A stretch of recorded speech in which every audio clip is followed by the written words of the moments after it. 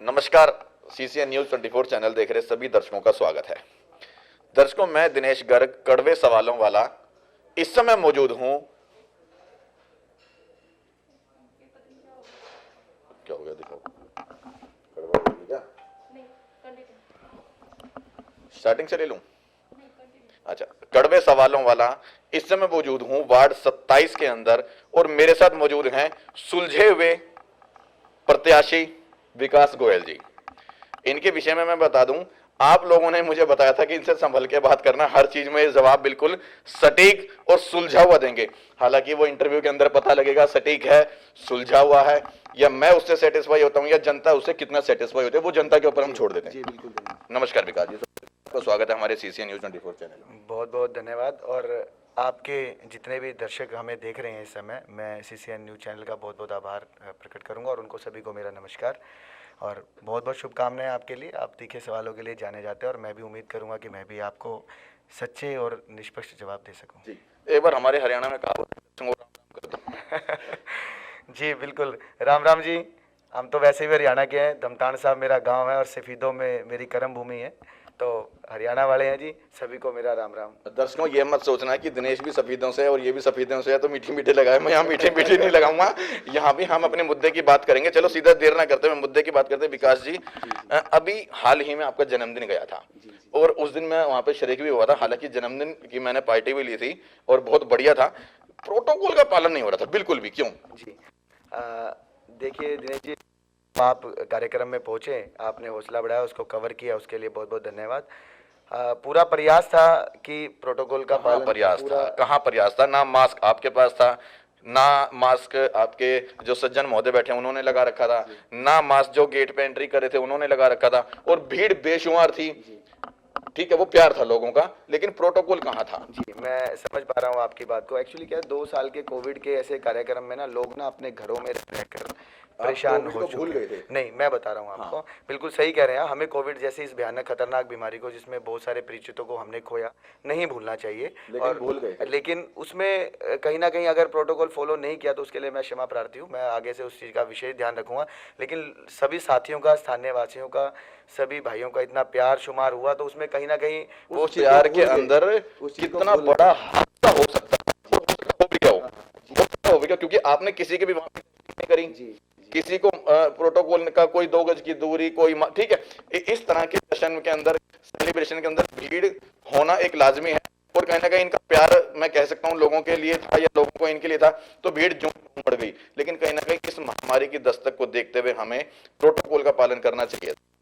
बड़ा ही संकुचित प्रोग्राम है, हरियाणवी के चीज़ों को बुला रखा था। लेकिन अरे, उस मंच में क्या हुआ हमें भी उम्मीद नहीं थी। व्यवस्था सोच के करे थी कि हमारे सिर्फ टीम वाले साथी हैं। आपने देखा होगा किसी भी सोशल मीडिया के माध्यम से हमने कोई किसी को इनवाइट नहीं किया हुआ था, सिर्फ नहीं कर रखा था। नहीं, सोशल मीडिया से आपने मेरे को व्हाट्सएप पे मैसेज भेजा। सर आप वो सोशल मीडिया के माध्यम से।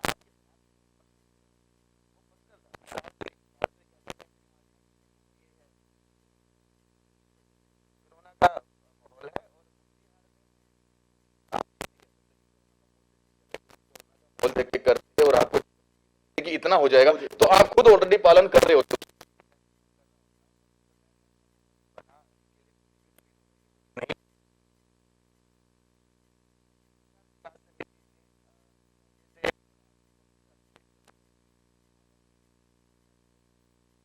हमने किस तरीके से हर चीज से 2 गज की दूरी, आपका जो डी मार्किंग, मास्क है जरूरी, ये ठीक था।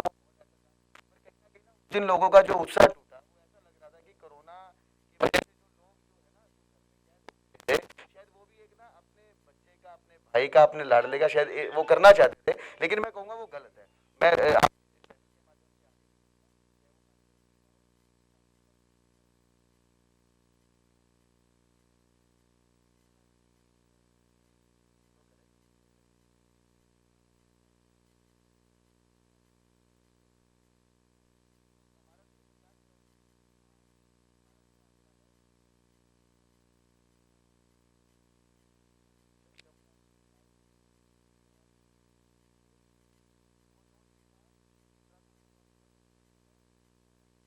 हाईवे स्लॉट खुल, टीम ने मेरे साथियों ने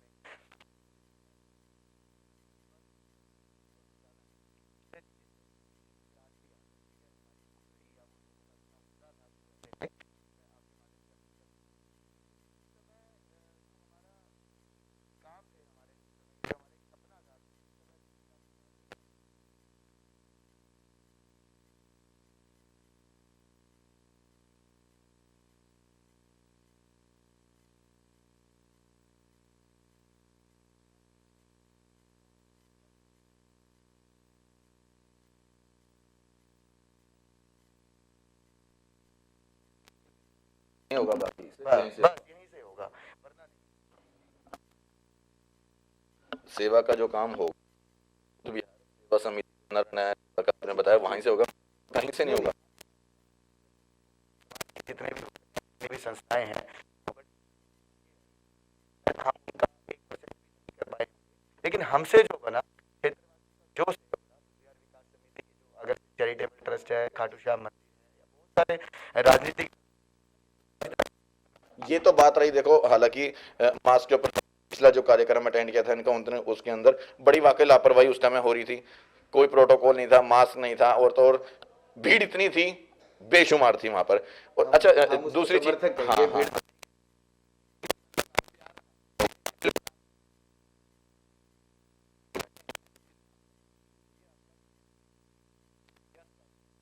देखिए प्रॉपर्टी है, हाँ। ये मेरा नीचे, अब मुझे लगता है कि यह मेरा पर्सनल ना रह के जब से अब ये सार्वजनिक हो गया है तो मुझे पब्लिक आना जाना लगा। बिल्कुल लगता है जी। तो एक बार मैं आपको दर्शकों को दिखाना चाहूंगा कि मैं बैठा हूँ, वाकई इन्होंने जो है प्रॉपर यहाँ पर मास्क लगाया। घुमा दो कि यहाँ पर सार्वजनिक कार्यालय में बिना मास्क के भी यहाँ पर मौजूद हैं, जो कि इस समय नहीं होना चाहिए। वहां भी दिखा दो प्रॉपर यहाँ पर मास्क लगाया है, लेकिन भगवान ना करे कोई एक यहाँ पे लगा होगा शायद, आप एक बार तो कैमरा, माहौल खराब हो सकता है चुनाव के समय में, आने वाले चुनाव के समय में, और दस्तक दे गई तो शरीफ आदमी बेचारा वैसे ही मारा जाएगा। पूरी मेहनत जो लग रही है बड़ा सन्नाटा हो जाएगा।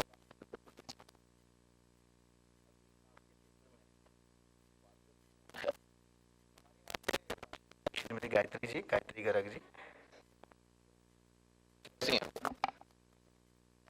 देखिए मैं आपको बताएं कि इस चुनाव में किसी दूसरे दल से हूँ या किसी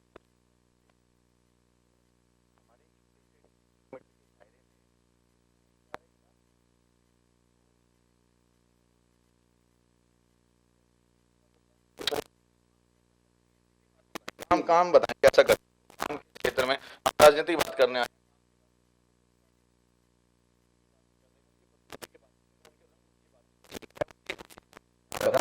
आपने क्वेश्चन को पूरा किया तो मैं इसका जवाब दे रहा हूँ कि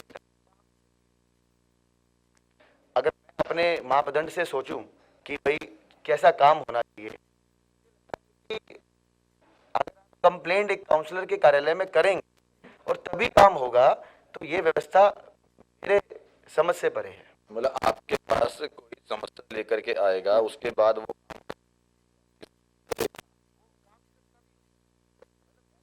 ठीक है, लेके जाते वो प्रयास करते हैं उसमें, लेकिन वो इतना कई बार मैं कह रहा हूँ कि पॉलिटिकल अलग चीज़ें हैं, लोगों का हमारा एक एनजीओ भी है, उस नाते हम उनको भी रिक्वेस्ट भेजते हैं, वो करवाने की कोशिश करते हैं। पर मेरा मानना ये है कि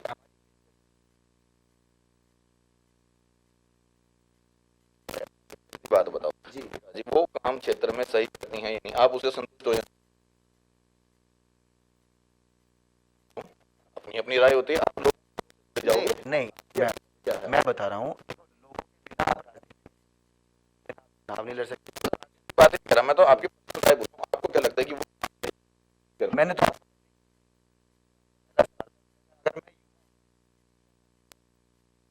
मतलब काम नहीं करती हैं, उस हिसाब से किस हिसाब से आपको लगता है कि वो काम नहीं करती हैं, कि वो काम नहीं करती हैं? देखिए, अगर गायत्री जी इस खबर को मेरी आप तक पहुंच जरूर गई होगी, और अगर आपकी इस खबर जा रहा हूँ, क्या क्या कमियां आपकी बता रही हैं, उस चीज को ध्यान से सुनना। और इस समय दोबारा मैं यहाँ पर विकास जी का इंटरव्यू जब कर रहा हूँ, दोबारा तो नहीं करा हालांकि, हाँ दोबारा ही हो गया, एक बार जन्मदिन पे करा था, एक बार अब कर रहा हूँ। तो अब मैं सीधी सीधी बात कर रहा हूँ, गायत्री जी के बारे में बता रहे हैं कि किन आधारों पर, किन मुद्दों पर ये कह रहे हैं कि गायत्री जी यहाँ पर जो है फेल रही हैं काम में। देखिए, हर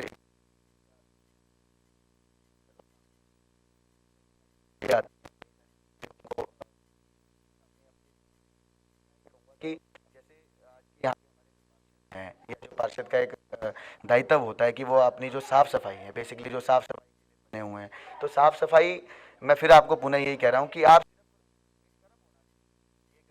2 दिन बाद नंबर आना चाहिए, तो वो कहीं ना कहीं साफ सफाई में, जैसे बारिश हो जाती है तो पूरा वार्ड जो है हमारा वो पानी पानी हो जाता है। मैं बीच में टोकूंगा, कभी बाढ़ आ गई, कभी बारिश हो गई, कभी सूखा पड़ गया, ये अक्सर जर्नली की अगर मैं बात करूं, क्या में सफाई रहती नहीं रहती? मैं वही कह रहा हूँ, मैं दिनेश जी, मैं सबसे पहले वही कह रहा हूँ कि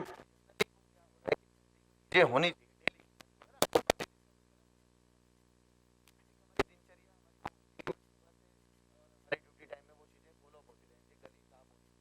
झाड़ू लगनी चाहिए, नालियों का समय से नाली जो है वो निकलनी चाहिए।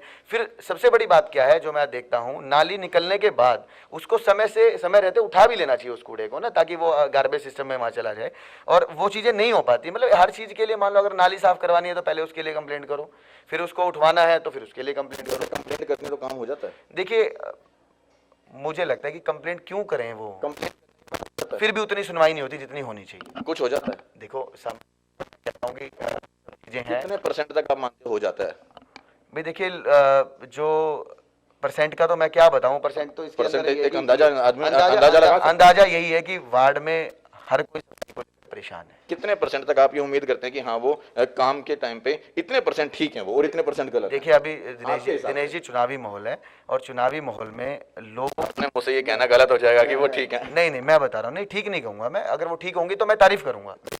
मैं तो पूछ रहा हूँ, जनता देख रही है तो उनको एक बार बता दो तो भाई, मैं आप पर्सनली तौर पे इतने परसेंट उसको ठीक मानते हैं? मुझे लगा कि अगर मुझे लगता है कि चीज़ों को देखते जाए तो 25 से 30% वो काम कर उनसे मतलब, लेकिन अगर गर्ग जी, हेमराज जी, अगर 30% जब ये एक प्रत्याशी होने के नाते आपको तोल सकते हैं, और बचे हुए 70% थोड़ा सा और काम कर लेते, जनता भी पसंद कर लेती, ये भी अपने परसेंटेज बढ़ा देते, तो दोबारा शायद लोग बाग चेंज मांग रहे हैं ना कि हम कहीं ना कहीं बीजेपी में, एमसीडी में बदलाव की जरूरत है, शायद वो मुहावरा इन लोगों का फेल हो जाता और आप लोग बिना ही इलेक्शन के जनता आपको उठा देती।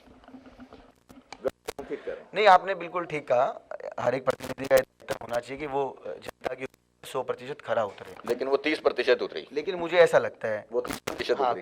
कुछ मेरे आम आदमी पार्टी के भी साथी मुझे देख रहे होंगे, लेकिन मेरे अंदर दिनेश जी एक कमी है, कमी कह लीजिए या कुछ और, कि अगर किसी भी मेरे विरोधी दल का भी अगर कोई साथी होता है,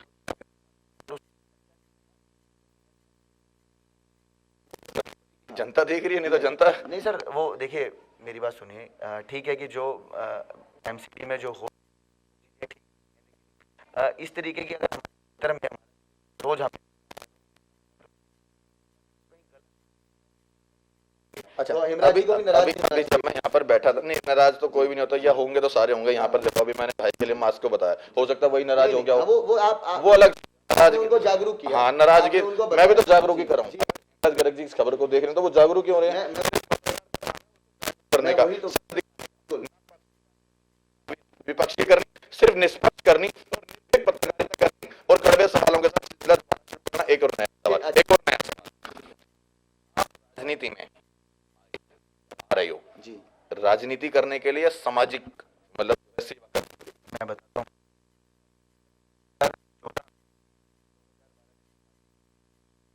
एक बात कहनी थी मुझे पहले, बड़ा लंबा हो जाएगा। सीधी बात करें, राजनीति में सेवा के माध्यम से जी अगर पैसे आते, मैं बताता हूँ दिनेश जी, या तो फिर आप बुध विहार में किसी से मिले नहीं अभी तक, या आप यहाँ से आने से पहले विकास गोयल के बारे में परिचित नहीं है। आपको क्या लगता है मेरे बारे में यहाँ पे लोग कितने जानते होंगे मुझे? मेरे लिए कह रहा हूँ मैं, मेरे बारे में मैं आपको सब जानते हैं और आप तो वैसे भी हमारे गांव से हैं और आपको सब जानते हैं। मैं भी आपके फैन हूँ, आपके बहुत इंटरव्यू देखता हूँ। मेरा कहना मतलब है कि आप विकास गोयल के बारे में नहीं, मेरा परम धर्म है सेवा का। मैं यहाँ पे ना ही पैसे वो सेवा वहां कहाँ चली गई थी जब वो 13 साल के बच्चे के सर में कील मार रहे थे? वो सेवा तब कहाँ चली गई थी जब वो यतीम हो रहे थे, उसके माता पिता रो रहे थे? वो सेवा तब कहाँ चली गई थी जब इस तरह से यहाँ पर मर्डर हो जाते हैं, मोबाइल छीन ले जाते हैं, महिलाओं के साथ छेड़खानी हो जाती है? तब वो सेवा कहाँ चली गई थी आप? देखिए मैं बताता हूँ आपको। मुझे तो आज भी सुबह भी मुझे पता होगा कितने साल हो गए आपको बुद्ध विहार में रहते हुए? बुद्ध विहार में मुझे रहते हुए लगभग यहाँ पे मुझे हो गए 14 साल। आप साल में एक केस तो देख लेते होंगे इस तरह का। तो सर आप हमारा जो है ना, आप हमारा ट्विटर अकाउंट, आप हमारा हमारी जमीनी स्तर पर बता रहे हैं ना। सामाजिक चीजें, जितने मुद्दे अगर अपने जनप्रतिनिधि के खिलाफ, मेरी पार्टी के खिलाफ भी मुझे खड़ा होना पड़े तो एक बार के लिए जनता के सहयोग के लिए मैं वहां पे भी खड़ा होता हूं। नहीं, ये तो सब राजनीतिक बातें, ट्विटर हो गया, सोशल मीडिया हो गया, कागज पत्तर हो गया, लेखनी हो गई, ये सब मेरी बात सुनो, ये सब आपने, मैं सीबीए अभी तो लेटेस्ट की बात कर रहा हूं मैं, जो 13 साल के बच्चे के साथ जो, तब आप कहाँ थे? जी मैं बताता हूँ। देखिए दिनेश जी, ये हमारा वार्ड 27 पड़ता है। यही तो राजनीति है, ये सबसे बड़ी गंदी राजनीति की वार्ड बढ़ जाते हैं, क्योंकि मेरे वार्ड का काम नहीं है। नहीं मैं बता रहा हूँ, ये मेरा वार्ड 27 पड़ता है। पहले ही मेरी आपके इस विषय में बात हुई। कल भी मैं विनीत उपाध्याय जी की एक यात्रा में था। ऐसा नहीं कि हम वार्ड से बट के काम करते हैं। मैं बता रहा हूँ ना सर, मेरी भी कल भी बात हुई और आज आप जब आए इंटरव्यू से पहले मेरी आपसे बात हुई कि दिनेश जी वो क्या हुआ ऐसा, क्योंकि मेरी नॉलेज अफसोस है कि पता ही नहीं है साला किसी को यहाँ पर। इनको नहीं पता, दीपक जैन को नहीं पता, विनीत उपाध्याय को नहीं पता, महिलाओं को नहीं पता, जितने कैंडिडेट हैं, मैं तो नाम ले रहा हूं, जितने कैंडिडेट हैं उनको ही नहीं पता। मतलब वो 13 साल का बच्चा, उसके सर में लग के उसका मर्डर हो जाता है या मर्डर कर दिया जाता है, जो भी प्री प्लान हो या प्लान हो, पता किसी को नहीं है। कोई चुनावी रैली में है, कोई अपने धरने पे बैठा है, कोई विधायक जी ने मेरे को बाहर भेज दिया, मुझे तो जानकारी नहीं थी, ये मेरे वार्ड का नहीं था। अरे लानत ऐसी राजनीति। दिनेश जी मैं बताता हूँ, देखिए आप एक बात को समझिए, मेरा एक आज से 10 वर्षों से एक काम रहा है कि मैं किसी के सुख में ना जा पाऊं तो दुख में अवश्य जाऊं।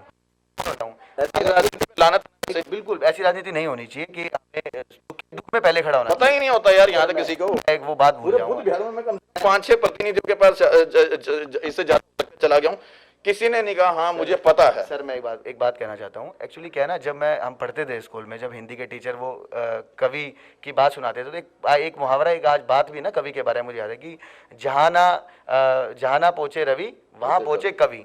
तो हमारे पत्रकार साथी दिनेश जी, आप तो कण कण में विद्यमान है, आपको तो हर एरिया की चीज का तो मैं भी अफसोस करता हूँ कि मैं नहीं जा पाया। मैं वही कह रहा हूं, मैं भी नहीं जा पाया। ना तो आप जा पाए और ना ही आपको इस केस के बारे में पता है कि कमियां सब में रह जाती हैं, पर दिली इच्छा ये है कि हर किसी के दुख में। लेकिन कम से कम मैं उस बच्चे के लिए, यदि उस माता पिता मेरी आवाज को सुन रहे होंगे तो आप जरूर देख रहे होंगे कि मैं आपके बच्चे की आवाज को लगातार उठाता जा रहा हूं और ऐसे उठाता रहूंगा जब तक अपराधी पकड़े नहीं जाते, उसको इंसाफ नहीं मिल जाता। मैं ऐसी आवाज उठाता रहूंगा और हर उस प्रतिनिधि को सचेत करता रहूंगा कि राजनीति का पल्ला छोड़ और सामाजिक तौर पे उस बच्चे के जो है उस दुख में जो है वो शरीक हो। उस बच्चे के परिवार के लिए और उस बच्चे के लिए मेरी गहरी संवेदनाएं हैं और मैं मांग करूंगा हमारे एसएचओ साहब से, डीसीपी महोदय से कि वो तत्काल उन गुनाहगारों को पकड़े। सिर्फ एक मात्र ये राजनीतिक या उस तरीके का नहीं कि खाना पूर्ति कर दी जाए, उस परिवार के प्रति गहरी संवेदनाएं। एक बात बताऊं, मैं जितने भी प्रतिनिधि के पास जा रहा हूँ सब संवेदना भी कर रहे हैं, अफसोस भी काम करने का प्रयास कर रहे हैं, वादा भी कर रहे हैं। जी मैं बताता हूँ, हमारी पहचान, जनता ये कैसे भरोसा कर ले कि विकास जी इस काम को वाकई मतलब अपने दिल और दिमाग से लेंगे, इसको दिल पे चोट पहुंचे विकास जी के, कैसे ये विश्वास कर ले कि हाँ विकास मेरा वो काम होगा।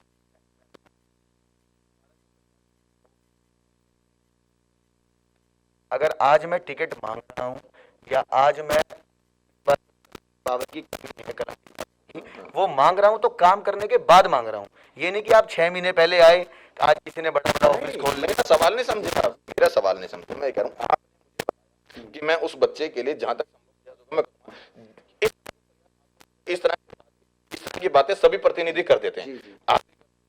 जनता ये कैसे वाकई में आप कुछ करेंगे, क्या करोगे, कैसे करोगे? मैं बताऊं। जी मैं बताता हूँ। देखिए दिनेश जी, जब मेरी आपसे बात हो रही थी, मैंने उसी टाइम हम चाय ले रहे थे, तो उसी टाइम मैंने उसी समय लाल क्वार्टर के जो मेरे साथी हैं, जो आपने फोन किया था बिहार में, उसी समय फोन किया। आप मेरी आप होंगे कि पहले तो मैंने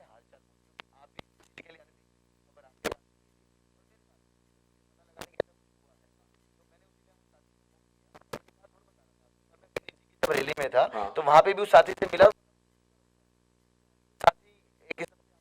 तो अब आपने कर लिया, अब आपकी रफ्तार क्या होगी, क्या क्या कदम आप उठाएं? मेरी रफ्तार ये होगी कि मैं अभी उनसे, वहाँ के साथियों से संपर्क करके ठीक है। और उसके घर में उनके परिवार वालों से मिलूंगा। ठीक है। और परिवार वालों से मिलने के बाद अगर वहाँ पे किसी भी तरीके की कानून की तरफ से, हमारे पुलिस स्टाफ की तरफ से कोई भी कमी पाई जाती है, तो पहले उनके ऊपर प्रेशर डाल के उन बेगुनाह जो गुनाहगार है, उस बेगुनाह के साथ जो हुआ उसका इंसाफ दिलाने का पूरा अच्छा, आप ये मानते हो कि रिठाला विधानसभा के अंदर जितने भी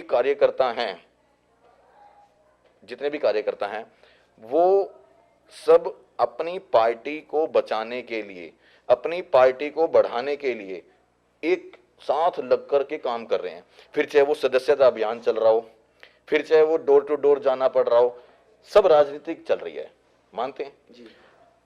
क्या अफसोस नहीं होता कि इतने सारे लोगों में से किसी ने भी उस बच्चे के लिए ना सोच करके अपने डोर स्टेप तो चल गया, हमारे को टिकट चाहिए, हमारे को वोट चाहिए, हमारे को फलाना ठिकाना चाहिए है, हमारे को मेंबर बनाने हैं, तुमने कितने मेंबर बनाए, तूने कितने मेंबर बनाए, मैं जब भी जाता हूँ कितने मेंबर बनाए, मेरे कम बन के वार्ड पीछे जा रहा है, उस बच्चे का जिक्र कहीं नहीं छिड़ता।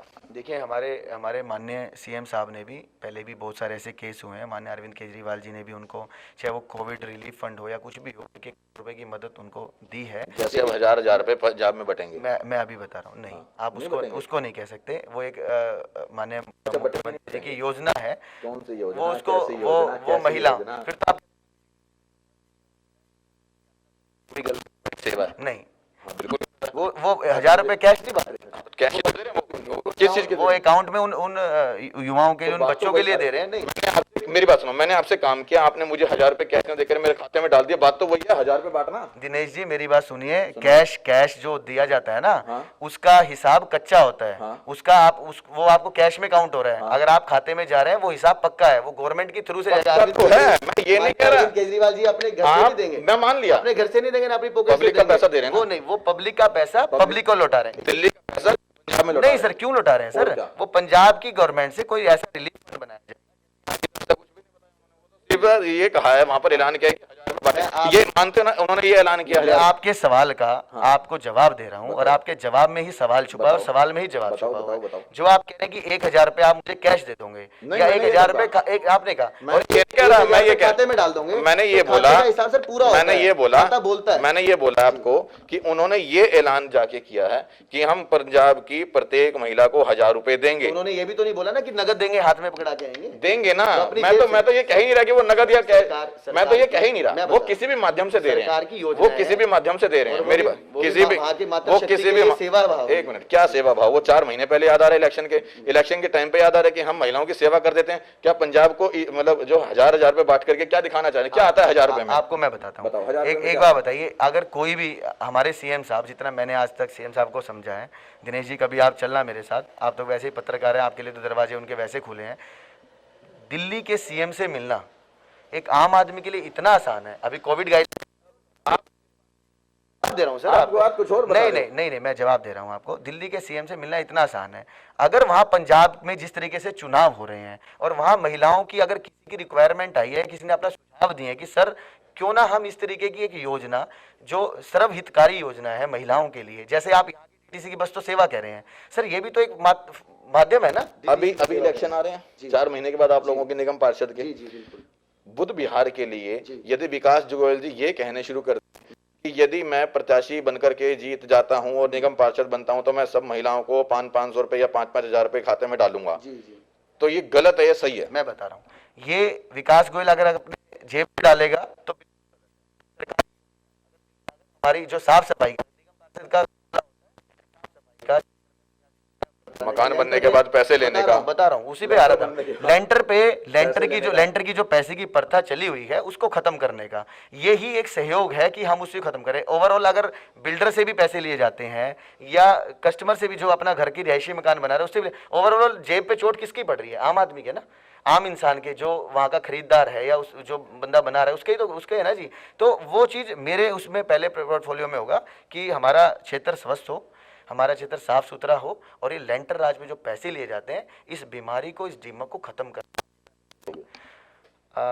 मैं दिनेश जी फिर कह रहा हूँ, आप जब यहाँ आए पता करके नहीं आए कि विकास गोयल ने अपना जीवन जो है जनता की सेवा के लिए समर्पित कर दिया। अच्छा, आप लोगे मुझे कितने पैसों पैसे से- ये तो बताओ। मुझे पैसों से प्यार नहीं है, और मैं तो कहता हूँ कि लोग तो कहते हैं कि मैं ये कहता हूँ कि जितना सहयोग मेरे से हो पाया मुझे आज चिंता नहीं है। और 13 तारीख के कार्यक्रम के बाद दिनेश जी बड़ी बात नहीं बोलूंगा, आज मेरे घर में मेरे किचन में 1 महीने का राशन है। 13 तारीख को जो क्षेत्रवासियों का, मेरे दोस्तों का जो प्यार उमड़ा ना, तो आने वाली पीढ़ियों में अगर मुझे, क्योंकि मुझे पता है काउंसलर की कोई कमाई नहीं होती, कोई सैलरी नहीं होती, कोई कमाई नहीं होती, तनख्वाह नहीं, सुनो मेरी बात, वही कह रहा हूँ, कोई तनख्वाह नहीं होती, उसके सेवा बावजूद गाड़ियां, बड़े बंगले सब तैयार हो रहे हैं। देख लो, सच्चाई जान लो कि तनख्वाह नहीं होती उसके। अच्छा, ये मानते हो ना, बड़े बड़े बंगले और बड़ी गाड़ियां तैयार, फिर वो आता कहां से है? सेवा करने वो आता कहां से ये है? तो सर आप फिर पूछिए ना, जो इस समय काउंसलर है उनसे पूछिए। आपके हिसाब से, आपके हिसाब से क्या? सब जानी मानी प्रथा है, ये सब बता रहे हैं। देखिए सर, बहुत सारी कड़ी हैं। आप आज क्या है, आज घुसखोरी का सतर ये है कि लेंटर में पैसे लिए जा रहे हैं। अच्छा, यहाँ पे लेते हैं वो पैसे लेती है हेमराज गर्ग, जो आपके निगम पार्षद लेती है। देखो जी, मेरा मकान बना, मेरे से तो नहीं लिए, ना ही ऐसा कोई बात आई, लेकिन समाज में, क्षेत्र में अगर कोई चीजें चल रही हैं तो वो चीजें, देखो जो चीज कहते हैं ना, तूफान आता है तो कुछ ना कुछ तो हलचल हुई होगी ना। अगर वैसे डायरेक्ट बात करें तो लेती नहीं लेती? देखो जी, मैं कैसे कहूँ इस चीज के लिए, मैंने कभी दिए नहीं, लेकिन वो अगर में अगर जनता बोलती है कि एमसीडी करप्ट है, तो अब कुछ ना कुछ तो है ना सर, तूफान तो वैसे नहीं आता ना। क्या अभी तक मैंने जितने, किसी ने भी नहीं कहा कि भाई हाँ मैंने किए। वो कहते हैं हाँ लेती होंगी, इतने लेती होंगी, फलाना ठिकाना लेती होंगी, 30,000 40,000। आप बताओ, लेते नहीं लेती? देखो सर, पता है ना, मैं अगर जो पैसे लेगा तो वो आपसे तो नहीं लिए, आपसे नहीं, मेरे से नहीं लिए सर। तो फिर आप उनको उसमें आंकड़े में नहीं आंक सकते ना? मैं वही कह रहा हूँ सर, मैं तो अपनी बता सकता हूँ ना, जो आंकड़े में भी तो नहीं आंक सकते ना जी, मैं वही कह रहा हूँ, जो लेगा और जिसने दिए होंगे वो बताएगा। फिर भाई जिसने मांगे नहीं मुझसे, मैंने उसको दिए नहीं, तो मैं उसको उस छवि से खराब नहीं कर सकता कि भाई हाँ वो लेती है। मैं भ्रष्ट एमसीडी की बात कर रहा हूँ, ऐसा भी नहीं है कि कहीं ये बात भी है कि यहाँ पे हमारा कुछ चल रहा है। आप और हम दोनों बैठे हैं, आपने मेरी पूछी, मैंने आपको बता दी। जो गिन रहा है, गिनने वाला बताएगा कि उसने कितने ली। जो दे रहा है, क्षेत्र में जो आवाज आ रही है तो वो दे रहा है ना। कल को मैं ये सवाल लेकर के अगर इनके पास जाता हूँ, देख रही होंगी इस खबर को शुरू कि दिनेश अब मेरे पास आएगा, तो क्योंकि ये तो सीधा सीधा ये कहेंगे, जब तुम इतने सब लोगों के पास गए, किसी ने ये कहा कि हाँ मैंने दिए, जब किसी ने भी नहीं कहा तो फिर भी मेरे पर आरोप लगा दिया तुम लोग। जी, मैं वही कह रहा हूँ। आप उसके लिए तो सर देखो, उसके लिए तो गायत्री जी और वो जवाब सर माफिक होगा। अच्छा, ये मानते हो कि आपने भी मेरा इंटरव्यू देखे, किसी ने ये नहीं कहा कि हाँ मैंने पैसे दिए? मैं कुछ इंटरव्यू देख नहीं पाया उस तरीके से। आपने जितने भी देखे उसके अंदर किसी ने ऐसा कहा कि हाँ मैंने दिए? किसी ने नहीं कहा। देखिए, मैं वही कह रहा हूँ दिनेश जी, मैं इस विषय में कह नहीं सकता क्योंकि मैंने देखे नहीं। अगर आप कह रहे हैं कि उन्होंने जो नहीं दिए तो नहीं दिए होंगे। जैसे आपने कहा ना मैंने नहीं दिए, वैसे उन्होंने कहा कि मैंने नहीं दिए, और फिर भी आरोप सब लगा रहे हैं। देखिए, अगर मैं एक बात कहूंगा, अगर मान लो कि वो इतने हर चीजें, सब चीजें ठीक चली हैं और यहाँ पे उन्होंने वो चीज व्यवस्था नहीं होनी थी, तो लोगों का प्यार उन पे उमड़ रहा है, उमड़ेगा। लेकिन अगर वो 30% पे आज कहीं है, कहीं ना कहीं दिक्कत तो है ही ना। बिल्कुल, वो तो देखो आपने आका है, वो तो आने वाला वक्त बताएगा कि उनका जनता का जो प्यार है उनके लिए, वो असल में 30 है, असल में 70 है, असल में 100 है, या असल में 0 बटा सन्नाटा है। वो आने वाला चुनाव, आने वाला जो है समय, और हमारा सर्वे भी बता देगा ये तो, कि जनता कितना प्यार इस समय उन लोगों को कर रही है। जी बिल्कुल। उसके बाद मेरा तीसरा सवाल रहेगा आपसे, अभी आप लोगों ने क्या किया था,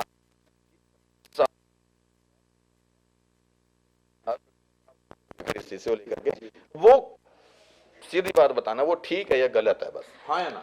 देखिए दिनेश जी, पहले तो हम यहाँ वार्ड को लेकर बैठे हैं। मैं अगर आप मुद्दों की बात कर रहे हैं तो मुझे ऐसा लगता है कि आईआरएस माननीय मुख्यमंत्री अरविंद केजरीवाल जी और आईएएस ऑफिसर जो ये सब रणनीति, आबाकारी नीति बनाते हैं, कहीं ना कहीं हम उनसे, मेरी बात पूरी सुने दीजिए सर प्लीज। आप बेबाक हैं, बिल्कुल हैं, और उसके लिए कोई, लेकिन एक कंप्लीट हो जाए बात की तरफ से, उसको पूरा एनालाइज किया जाता है।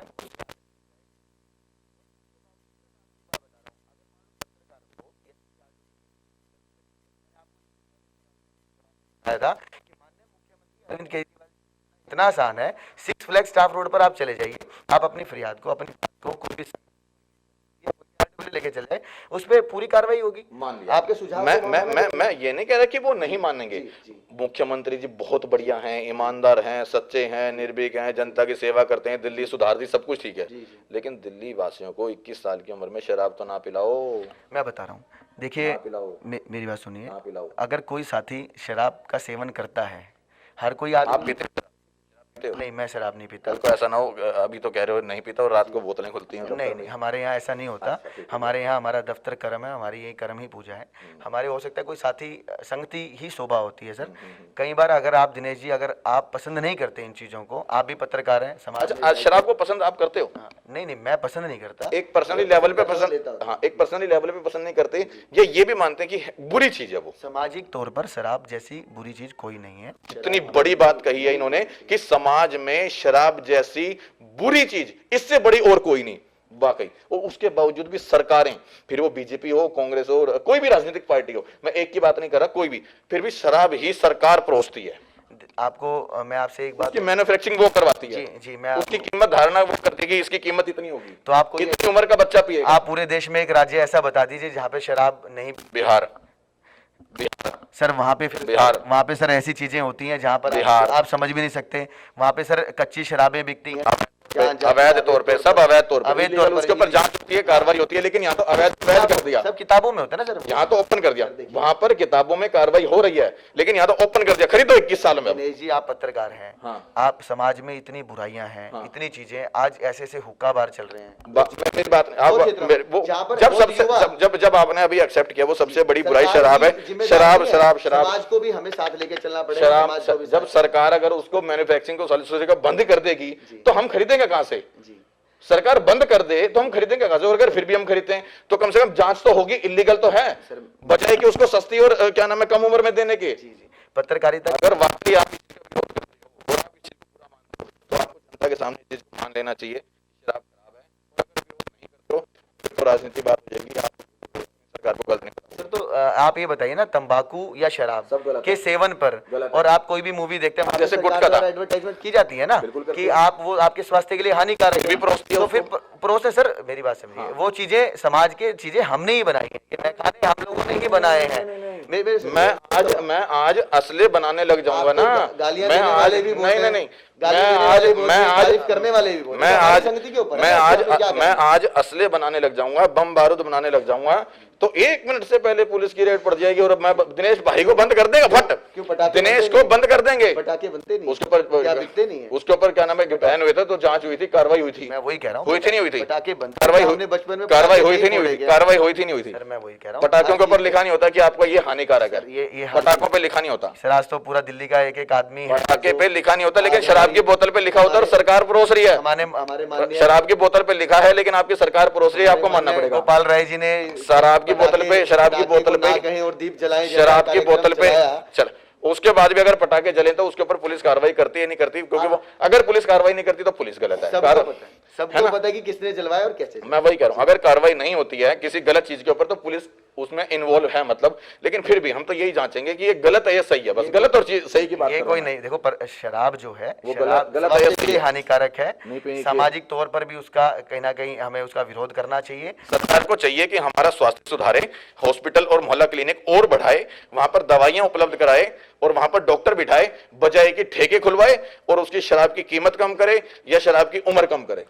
देखिए, बात से नहीं, आपकी बात से ये तो सामाजिक बातें हैं दिनेश जी। आप कोई समाज से हटकर बात नहीं कर रहे। मैं सामाजिक बात कर रहा हूँ। हम भी किसी के पिता है और हमारे भी पिता है। आपका मत कहता है कुसंगतियों से दूर रहना, मतलब मैं जो कह रहा हूँ उसी से सहमत है। कुसंगतियों से दूर रहना चाहिए, लेकिन सरकारों के भी कुछ अपने एक प्लेटफॉर्म होते हैं। सिर्फ रिवेन्यू इकट्ठा होता है, सिर्फ रिवेन्यू इकट्ठा होता है, वो भी सबसे ज्यादा रिवेन्यू इकट्ठा होता है नशे के पदार्थ पे, और वो है इस समय दिल्ली के अंदर शराब। इसीलिए कहीं ना कहीं ज्यादा ठेके खुलवाना, उम्र कम कर देना, पैसे जो है कम कर देना, कुछ भी कर देना, शराब के नशीले पदार्थ को मतलब आसानी से उपलब्ध कराना, वो मैं तो उसका कड़ा विरोध करता हूं कैमरे पर। पता नहीं विकास जी करते नहीं करते। दिनेश जी, मैं दोबारा करते नहीं करते, मैं कह रहा हूं कि शराब गलत चीज है, लेकिन मुझे पता है कि अगर दिनेश जी नहीं पीते तो वो नहीं पियेंगे। अच्छा, सस्ती कर दो या महंगी कर दो, बंद से पिएगा, बंद करने का जो मामला आपने बिहार में देख रहे हैं आज, हाँ। कच्ची दारू, कच्ची वहां पर वो मिल रही तो इलीगल है, इलीगल है। घटिया शराब बना रहे हैं बिना पैरामीटर। पर सर वो तो आप प्रशासन तो वही मैं वही तो कह रहा हूँ बाबूजी, होने विकास नाते जी, की गलत। मैं कह रहा हूँ अगर एक चीज यहाँ पर हमें पता है कि ये धंधा गलत है और ये धंधा गलत है और इसको रोकना पुलिस का काम है, लेकिन अगर सरकार का अच्छा पुलिस रोक नहीं पा रही, कोई बात नहीं, इसको लीगल कर दो, समझ, इस गलत धंधे को लीगल कर दो। सरकार को पता है भाई बीड़ी भी हानिकारक है, सिगरेट हानिकारक है, बंद कर दिया और उसके बाद बना भी नहीं, अगर होगी शराब हानिकारक है फिर भी परोस रहे हो। बजट बंद करने के दिल्ली में स्वास्थ्य के लिए कितना काम कर रही है, काफी काम कर रही है, मोहल्ला क्लिनिक खुलवा दिए, स्वास्थ्य सुधार होगा। अब वो तो फिर क्या नाम है, शराब से तो स्वास्थ्य बिगड़ेगा। देखिए ये सारे डाटा जो भी डाटा है, जैसे जो कैंसर हो रहे हैं, कोई और भी हो रही है, उन्हीं को ठीक करने में हो जाता है। अगर खराब एक तरफ ठीक कर दो, मतलब कान यूं ना पकड़ के यूं पकड़ लो, यही सरकारों का काम है, यही राजनीति और यही गंदा दलदल है। मैं बता रहा हूँ दिनेश जी, सुविधा, लोगों को सुविधा देनी बड़ी आसान चीज है, आप दे सकते हैं, पर वो केस जागरूकता किसे कहते हैं, आप किसे कहते हैं? जागरूकता उसे कहते हैं कि जब सरकार जागी हुई है, दिल्ली सरकार जागी ना, उसे पता है कि शराब खराब है, उसे पता है कि दिल्ली के बच्चे हम स्वास्थ्य सुधार रहे हैं, मोहल्ला क्लिनिक बना रहे हैं, लेकिन शराब परोस दो, क्यों, रेवेन्यू इकट्ठा होगा। ये है जागरूकता। देखिए जागरूकता जो है, जागरूकता है, अगर हम धीरे धीरे अपनी जनरेशन को, मैं अपनी बताता हूँ, जितना मैंने पढ़ा है, जितना मैंने देखा है अपने जो मेरे एक मिनट दिनेश जी, दूसरी पार्टी ने किया, दिनेश जी एक मिनट, इतना टाइम नहीं लगता दिनेश जी नहीं, आपने तो आज कुछ अच्छी अगर विपक्ष दल की भी तो मैंने तारीफ करी ना उनकी। मैं क्या करूं, अगर सही चीज को तुरंत बंदा एक्सेप्ट कर ले तो इतना टाइम नहीं लगता, लेकिन सही चीज को, गलत चीज को तो मानना पड़ेगा, और जो सही है वो सही रहेगा। शराब खराब है, शराब किसी भी उम्र में नहीं पीनी चाहिए, सरकारों को बंद कर देनी चाहिए, क्योंकि इस तरह के नशीले पदार्थ हमारे खून को खून नहीं पानी बनाते हैं, जहर घोलते हैं। दिनेश जी आप शराब पीते हैं? बिल्कुल भी। दिनेश जी आप सिगरेट पीते हैं? बिल्कुल भी। आप क्यों? मैं बीड़ी, सिगरेट, गुटखा, तंबाकू, पान मसाला, गांजा, चरस, अफीम कुछ नहीं यूज करता। आप तो बड़े धर्म से जुड़े हुए और धर्म से जुड़े हुए, जो करने की बिल्कुल भी, इसीलिए मैं कड़ा विरोध करता हूं कि बंद कर देनी चाहिए। दूसरी बात मैं आपको वही बताना चाह रहा था कि ये जो हमारा जनरेशन गैप है ना, चीज़ों को, ये क्षेत्र, ये जो जनता के सहयोग से ये चीज़ें बंद की जा सकती हैं, जागरूकता फैला के। सरकारें उसमें अग्रणी है, नहीं सरकारें अग्रणी है। एक मिनट समझिए मेरी बात को, आप, ये जनरेशन गैप है दिनेश जी, आज आपकी और मेरी जनरेशन में हम लाइक नहीं करते सिगरेट को, हम धुएं से भी दूर भागते हैं, धुएं से भी दूर भागते हैं, आती है ना समझ, धुएं से भी दूर भागते हैं। मैं अपनी जनरेशन को रीड कर रहा हूँ, आप अपने बच्चे के लिए भी यही चाहेंगे? बिल्कुल चाहेंगे, लेकिन आप हमसे पहले, हमारे पिताजी जो थे, बिल्कुल, वो, उनसे अगर आप देखोगे तो उनके पास ना, नहीं आप उनके पास हुक्का चलता था और बंडल के पूड़े होते थे जी, एक आधा नहीं रखते थे वो, क्योंकि उनको पता है एक दिन में 3 बंडल खत्म हो जाएंगे। तो ये क्या रहा, ये जनरेशन गैप है, ये जागरूकता है समाज में। जैसे कुल मिला के अब हम ये कह लें कि वो जो है जनरेशन का गैप सरकार खत्म कर रही है और हुक्के धुएं को बंद कर करके शराब परोस रही है। नहीं, मेरा कहने का आपसे यही मतलब है कि सरकारें अपना काम करिए, हमें जागरूक करके, हमारा भी फर्ज बनता है जागरूक किया उन्होंने। आप किसी भी मूवी में देख, सरकार भागीदारी होती है, क्षेत्र, हमारी जो जनता है उसकी भागीदारी के बिना सरकारें सारा कदम नहीं उठा सकती। धीरे धीरे जागरूक होने, मैं कह रहा हूँ, अच्छा यहाँ सब बैठे हैं, हम यहाँ पर लगभग 5 लोग हैं, महिला साथी को छोड़ दें तो हम 3 लोग हैं। मुझे नहीं लगता कि हम तीनों में से, आप और मैं तो ना शराब पीते ना सिगरेट पीते, और संदीप जी बैठे हैं वो भी नहीं पीते, यहाँ पे जितना मैं इनके साथ रहा हूँ मैंने देखा है। तो ये आप देखिए ना कि हम एक प्रीमिसेस में बैठे हैं और उस प्रीमिस में से अगर 3 में से 3 के 3 अगर वो नहीं पीते तो कहीं ना कहीं हमारी भागीदारी सुनिश्चित हुई ना इसके अंदर। अगर तो हमारे लिए भी मैन्युफैक्चरिंग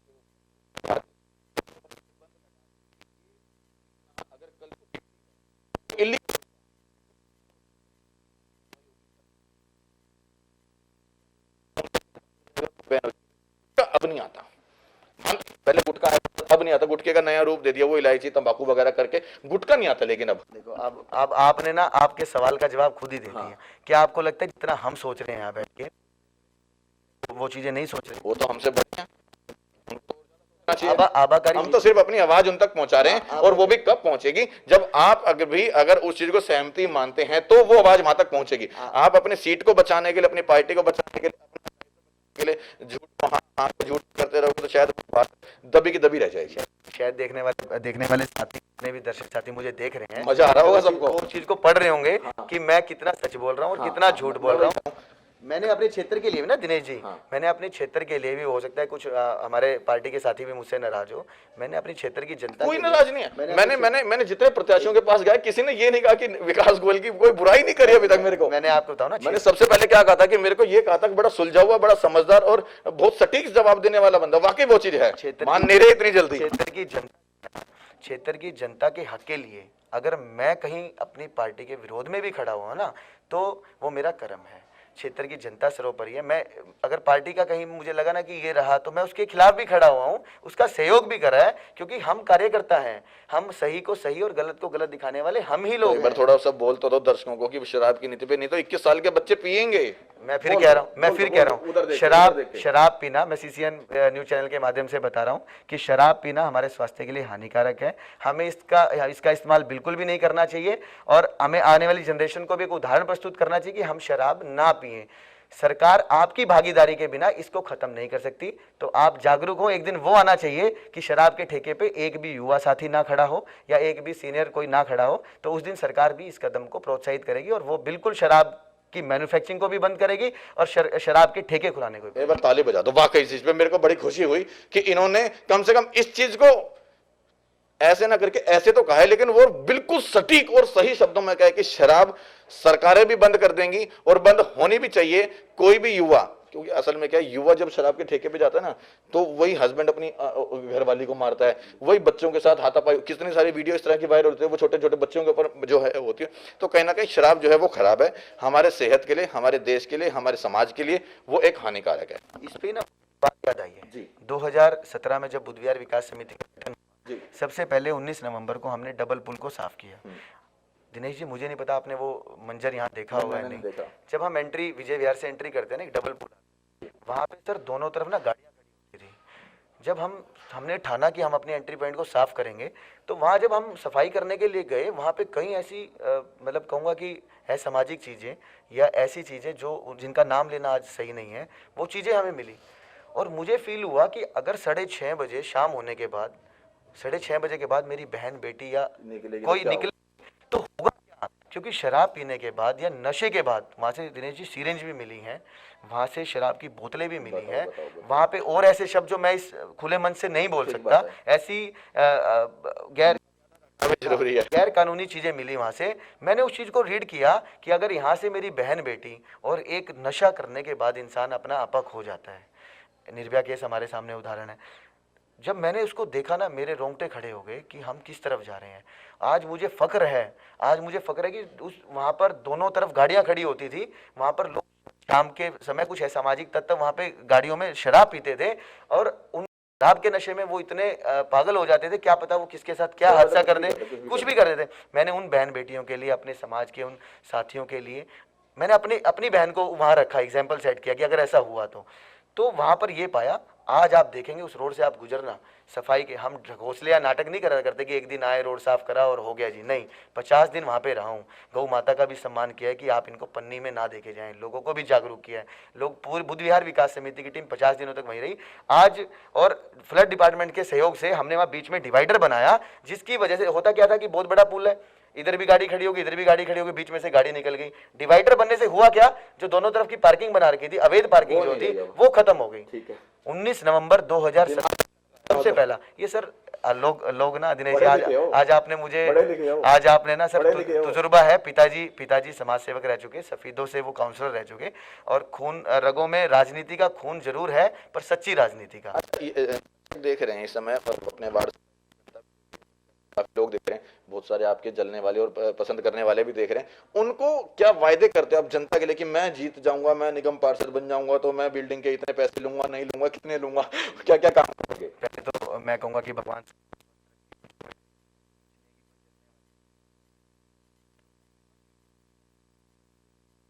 राजनीति में विपक्ष चलता है ना, राजनीति में तो अपने लोग भी चल जाते हैं। विपक्ष हो गया फिर। मैं कहूंगा कि सबको भगवान स्वस्थ रखे और उनको रात को नींद अच्छे से, और सब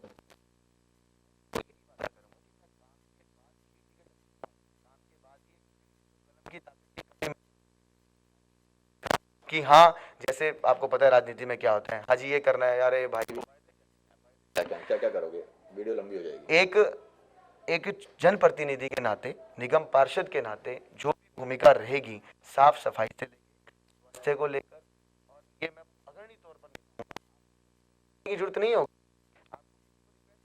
नहीं होगी। जो एक पर दिनचर्या का कार्य होता है वो आपको मिलेगा, आपका कर्मचारी आपकी गली में आएगा, सफाई करेगा, गली साफ हो गई, नाली का कूड़ा निकलेगा, और उस समय किसी तय सीमा के अंदर उठाया जाएगा, ताकि लेटर पे मकान बन रहे हैं जो दिए जाने वाले बिल्डर के लिए भी, और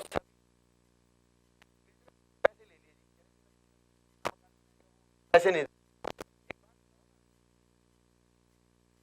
कोई बार बार करना खरीद, यहीं के लोग तो खरीदते हैं ना, क्या वो जो आज बिल्डर को लागत में नहीं जोड़ रहा। तो सभी बिल्डर भाइयों के लिए और समस्त क्षेत्रवासियों के लिए कहना चाहूंगा, अगर पैसे से मकान वैध हो जाए तो वो जो है अवैध नहीं होने दूंगा। अगर पैसे नहीं दिया वैध है, और दिए तो भी वैध है, तो वो आप ये करेंगे कि आपको निःशुल्क आपके जो एक सिनेरियो होता है कि वो तब भी वैध रहेगा। तो तब आप लोग नहीं मेरे को रिकॉर्ड हो रहा है, रिकॉर्ड कर रहा है, जनता देख रही है, कल को ऐसा ना हो ये कंप्लेंट आ जाए मेरे तो मैं रख दूंगा फिर उस चीज में। दिनेश भाई, मेरे को पैसे से प्यार नहीं है, अगर पैसे से प्यार होता तो मैं अभी भी अपनी फैक्ट्री नहीं गया हूँ। अभी भी दर्शकों, वीडियो ना लंबी करते हुए हम अपनी जो है इंटरव्यू को यहीं पे विराम देते हैं। यदि इस वार्तालाप के अंदर, इस तीखी नोकझोंक के अंदर, इस सीधी सीधी बात के अंदर आपको अपनी कोई भी राय विचार रखनी है, ये कितने हद तक ठीक रहे, कितने हद तक गलत रहे, कमेंट बॉक्स में आप अपनी राय दे सकते हैं और वीडियो को ज्यादा से ज्यादा शेयर करें। अच्छा, अंत में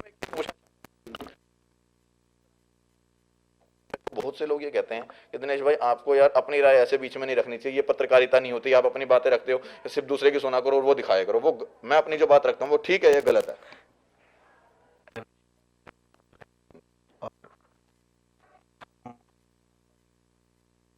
और आप